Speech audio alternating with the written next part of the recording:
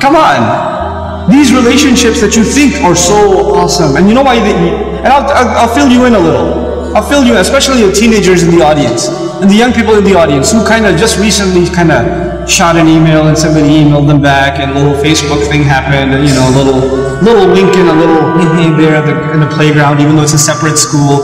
But in recess, you saw each other like a little bit of that happened. Let me just fill you in a little. You know, all of this is a product of low self-esteem. You think you're ugly. So if a guy thinks you're cute, you're like, really? I'm beautiful?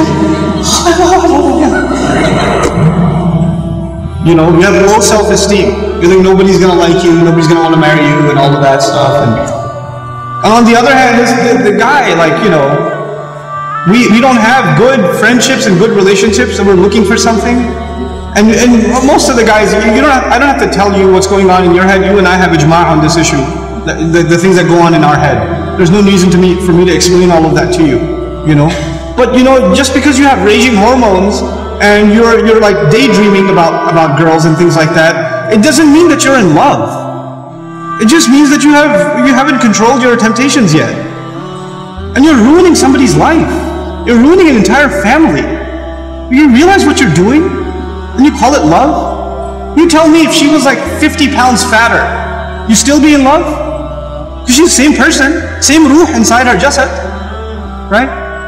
If she was a burn victim or something, if her hand burnt off, or her ear was missing, you still be in love? Or you find somebody else to love all of a sudden?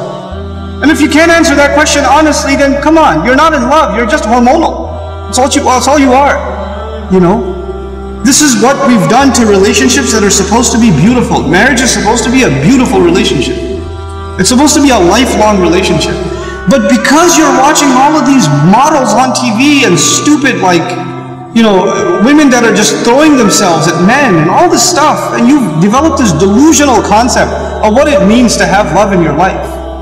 Delusional concept. Our deen came to free the world from this nonsense. To free it, because we have a more mature understanding of what it means to have love in your life. You know, to have. I'm not saying you shouldn't marry someone you like. You should. You should be attracted to your future spouse. All of those things are fine, but there's a decency that you have to exhibit before then. You know, and if you're okay with talking to a girl like that, you should be okay with somebody talking to your sister. You're okay with that too? Not if you have any ounce of decency left inside you. If you do, then you know this is how we have to end these things. And no, if you've been in that kind of relationship, or you're in one of those relationships right now, nobody knows. Only Allah knows, and you know. Don't raise your hand, please. Right? But I'm saying, you're like, after today's lecture, I have decided I no longer want to be your friend. You know, don't even write that, because even then you're looking for a response. You're kidding yourself. And then you're checking, did she write back? Yes, we should no longer be friends. And then you'll write back, you're right, we really shouldn't be friends anymore. And then she'll write back, yeah, never again. And then you're still doing it. Just stop, just cut it off. Just cut it off. It's not good for you. And guys, I've done a whole series on shame, so I won't repeat the whole thing because it took hours and hours and hours, but I will tell you this. It's okay to be attracted to a girl. Allah put that in you. You're not evil for finding a girl beautiful. It's not haram for you to feel that way. You have to control it though. You have to control yourself. Our deen teaches us self-control. And if you cannot exhibit self-control in one aspect of your life, you'll lose self-control in other aspects of your life.